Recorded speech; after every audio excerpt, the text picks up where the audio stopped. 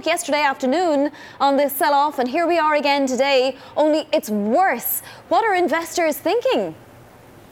Yeah, I think what they're doing is panicking a bit about gross margin. That seems to be where the concern is with the likes of Target and Kohl's and even TJ Maxx, which just reported a little while ago. I think that they're seeing that all these e-commerce investments are very expensive, and they're wondering if this is kind of a moment of this is as good as it gets for retail. Right now, they have this strong consumer sentiment buoying their top line, but they're just worried about this long-term impact on profitability that comes with competing against Amazon.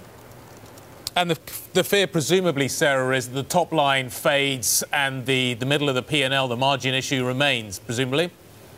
Yeah, I think that's right. And to me, I think it's very important when you're looking at these margins to unpack the why, right? So in the case of Target today, they said a lot of the hit to margins was increased fulfillment costs associated with online orders. And to me, that says they're doing a good job of gaining market share, right?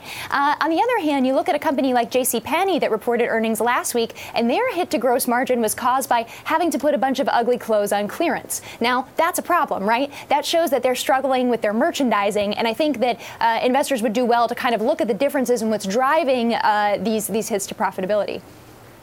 Is any of this tariff related? I don't think yet. For the large part, the merchandise that retailers had on their shelves right now and had on their shelves in the third quarter, this is stuff they bought a long time ago under prices that were set a long time ago. I think if we're going to see tariff concern, that's going to come in 2019. If there is a great holiday season, Sarah, do these stocks all recover? I think it should help, but I do think that what's going to happen is they're going to report these holiday results in the first couple of weeks of January, and that's right when those tariffs are going to climb to 25%. And I suspect that investor skittishness about those tariffs is going to sort of overshadow any Christmas cheer. What do inventories look like, Sarah? What kind of stock are these companies having to carry right now?